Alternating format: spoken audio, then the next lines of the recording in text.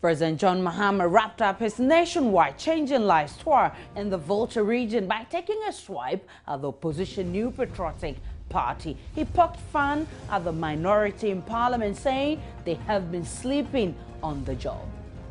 The minority held a press conference on the economy. And at the press conference, they said, this government has borrowed a lot of money and they don't know what we have done with the money. Then it means they are sleeping in parliament, because this government cannot borrow one single loan without taking it to parliament for approval. And in the approval, you have to write everything you are going to do, use the money for. So if you are the same people approving the loans for us in parliament, and you said we don't know what, you don't know what we are doing with it, then you don't deserve to be in parliament. President Mahama also questioned how come on the same day the MPP was responding to his competency statement. In a press statement, another member of the party was engaged in tango of who is national chairman. The president defended government's borrowing and questioned how come the MPP even make the argument that government is borrowing too much when the money is not being used to drink beer. The running mate of some party the other day was complaining that this government has raised more money, more revenue than any other government in the history of the country. Is that a sin? Is it a sin to raise more revenue? And I'm surprised that as an economist you find something wrong with raising revenue. And so if we have raised the most money in the history of Ghana, I thought he should be patting me on my shoulder and not raising it as a sin of my government. The most dubious one is the issue of debt. You must always read between the lines. Recently, you would have heard that, oh, this government has borrowed so much money, it has put Ghana in debt. Government is a continuum. And so governments leave debts behind, and other governments inherit them and pay them off. The president also launched the GAP 1 million project at a rally at Jubilee Park in Ho. So is the approach adopted by President Mahama to poke at the loopholes of the NPP going to win him the 2016 presidential elections? Is he not talking too much about government's borrowing when facts are clear that our indebtedness is really alarming? This is today's big story with me, Aisha Brian.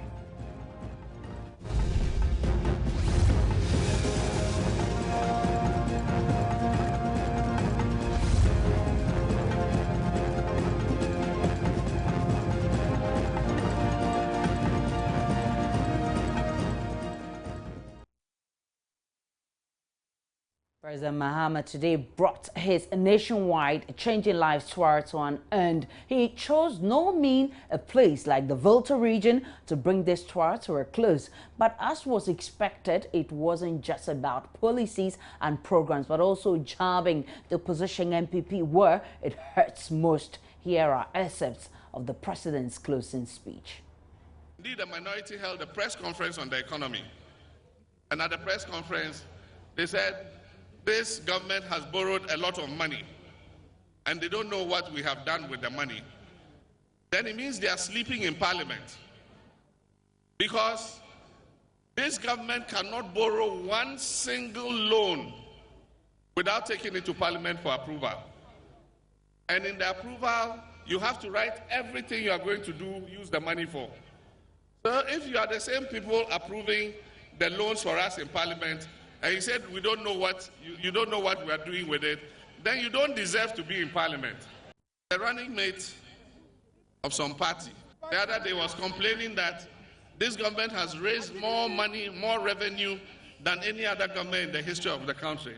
Is that a sin? Is it a sin to raise more revenue? And I'm surprised that as an economist you find something wrong with raising revenue. And so if we have raised the most money in the history of Ghana, I thought he should be patting me on my shoulder and not raising it as a sin of my government. The most dubious one is the issue of debt. You must always read between the lines. Recently, you would have heard that, oh, this government has borrowed so much money, it has put Ghana in debt. Government is a continuum. And so governments leave debts behind, and other governments inherit them and pay them off. On the phone lines to do some analysis is David Agbe. He is a governance expert. We'll also be trying to get the minority leader in parliament to respond to President Mahama's. We'll also be talking to a political analyst who will be analyzing some of the comments being made by the president. And now let's speak with Mr. David Agbe. Good evening, and many thanks for your time on today's big story. Yes, good evening, Aisha. So is the approach by the president who is now poking the loopholes of his opponents, I'm talking about the MPP, will this win him election 2016?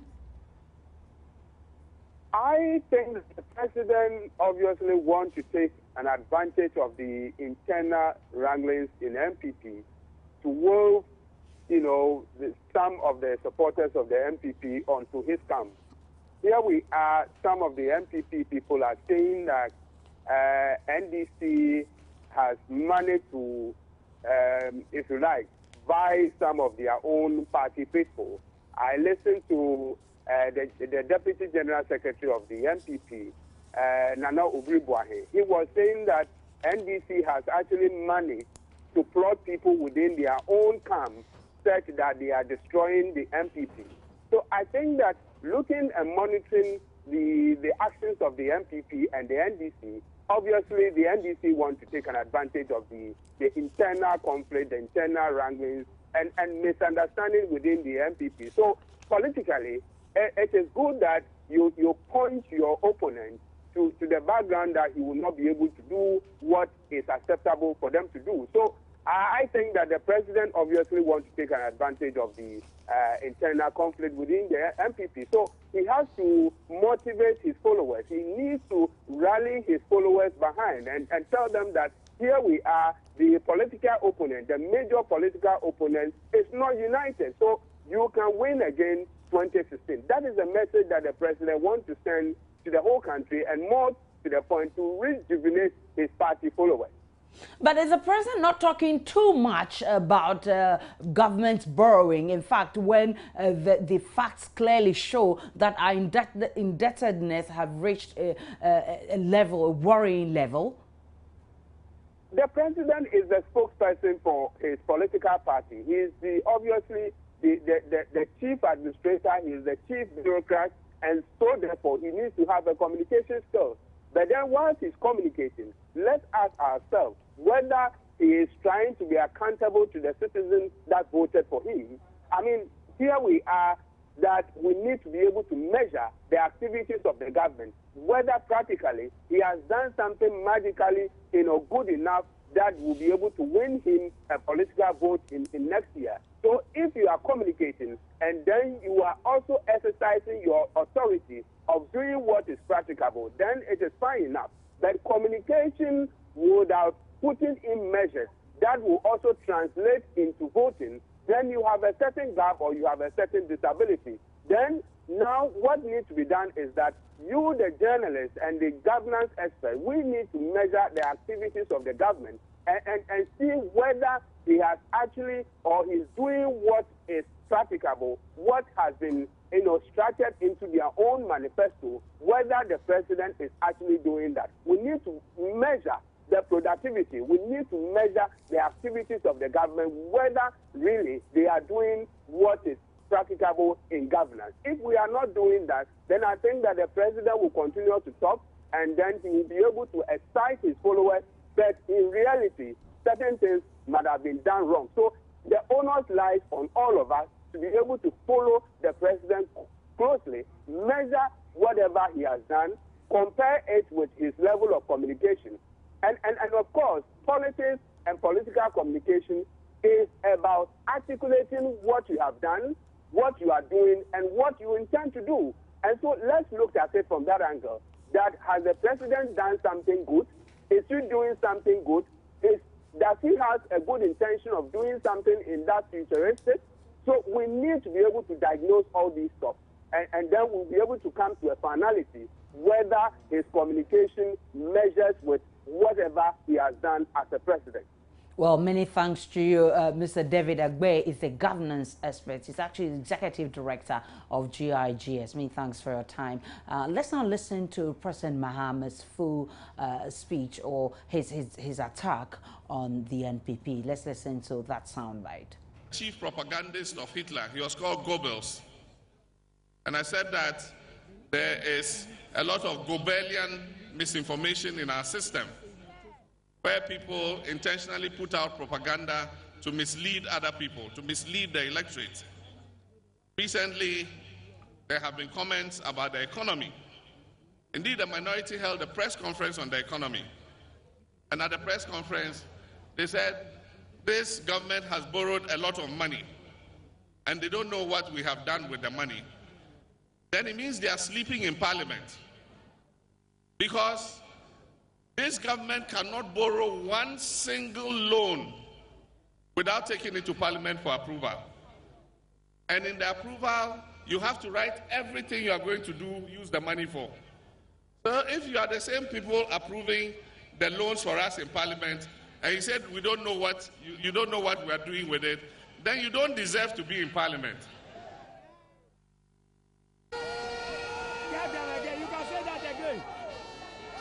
And so it is just part of the disinformation. It says, oh, you borrowed a lot of money, we don't know what you've done with it. So have you been sleeping? Anytime we come and ask for a loan, we tell you we're using it for Adaklu water supply system. We're using it for Okwau's water supply system. We're using it for Pond water expansion works. Or we're using it for University of Health and Allied Sciences. And so if they want a list of what we have used the monies for, they should just go to the parliamentary Hansard and look in it. All the projects are listed there. In addition, the running mate of some party the other day was complaining that this government has raised more money, more revenue than any other government in the history of the country. Is that a sin? Is it a sin to raise more revenue? And I'm surprised that as an economist, you find something wrong with raising revenue. If we raise revenue, it is what we use to do public works. Government, every money that we spend in this country for school feeding, for livelihood empowerment against poverty, for all the programs that we have, subsidies to secondary schools, free day school, where does it come from? It's revenue from the taxes we pay. The money doesn't come from John Mahama's pocket. It comes from the revenue that we raise. And so if we have raised the most money in the history of Ghana, I thought he should be patting me on my shoulder and not raising it as a sin of my government. Raising revenue is not a sin. But perhaps the most dubious one is the issue of debt. You must always read between the lines. Recently, you would have heard that, oh, this government has borrowed so much money, it has put Ghana in debt. Government is a continuum. And so governments leave debts behind, and other governments inherit them and pay them off, but they also borrow to do the infrastructural projects. So it's a rolling thing. Were the words of President Mahama as he wrapped up his Changing Lives tour. Been trying to reach the minority leader in Parliament who agreed to speak with us. He's not picking his call. We'll still try and get him to get a response on the President's comments on Parliament. We're also trying to get a political analyst to help in the analysis of the President's comments. On the phone right now, we have Hubert Asare, our Volta regional correspondent. Fred Barima Osei Asare, our Volta regional correspondent, who's been covering the President. What can you report, Fred? Fred, you're on today's big story, and I'm asking what you can report from the Jubilee Park in Ho, where the rally has just ended. Oh, okay. as you are all on, the president ended his Changing Lives tour in the Volta region, and today was the climax. And then he addressed party faithfuls at the Jubilee Park, where a mammoth rally was organized for him. The president touched on so many issues, and then he touched on the issue about internal wranglings in the NPP, and then considering the response from the crowd, one would say the people responded well to what the president said. And then also, the president made mention of the opposition party saying the NDC government has accrued so much debt over the last 8 years. But then the president explained that 41% of the debt that the government has accrued or that the government owes has been attributed to 2001 and then 2008. That is in between. The president has obviously been poking fun at the MPP and its internal crisis, like you just said. What was the atmosphere during these funny jabbing of the MPP? Please come again with the question. I'm saying that the president has been poking at the MPP. You just said it, and its internal crisis. So, what was the atmosphere like during these funny jabbing of the MPP? When the president made mention of the internal wranglings in the NPP, the atmosphere was very charged. And then, considering the rounding applause that the party faithful gave the president, one could say that they well made sense or they agreed with whatever the president said. And then the president also made mention that the NPP now has no chairman, or as in two individuals are fighting for the chairmanship. One saying he's the acting chairman, and then one also saying he's still the chairman. So we also told that the president launched the Gap 1 million project. What is it all about? Well, the Gap 1 million project is an objective that the Volta Regional NDC or the NDC party in the Volta region has put down to ensure that in 2016 the NDC gets 1 million votes more than the number of votes that the NPP will get in the Volta region. So regional executives explained that they've given a target to all constituencies to ensure that this Gap 1 million project is achieved. So what else can you tell us about the president's visit to the Volta region? I know it's not only the rally, there are other things that happened before the rally. Yes, the president has been in the region since yesterday. And then yesterday he commissioned one of the community day senior high schools in the region. That is in Kwanta. After that, he moved to Katsot for the continuing project of the Eastern Corridor route. And then this project stretches from the Peppersuit to African. And then also, today, this morning, the president addressed the region House of Chiefs, that is the chiefs in the region. And then he assured them that all projects or all ongoing projects in the region will be completed in due time. But then on the other hand, the chiefs also expressed worry at the deplorable state of roads in the region, especially the Aflawu road, which is quite bad. And then they also made mention of the completion of the Eastern Corridor Road project. And then also there's been our construction works on the regional library in Oye has started for some time, and then work has been stalled. So the chiefs pleaded with the president to make sure work is completed on that project. And then they also tasked him to make sure work is speed up on the Adomi Bridge rehabilitation works as well. Well, many thanks to Fred Kwame Asare, a Volta regional correspondent who's been following the president since he visited the Volta regional capital of Ho. This is today's big story. Taking a short break. When we come back, we'll continue with the discussion.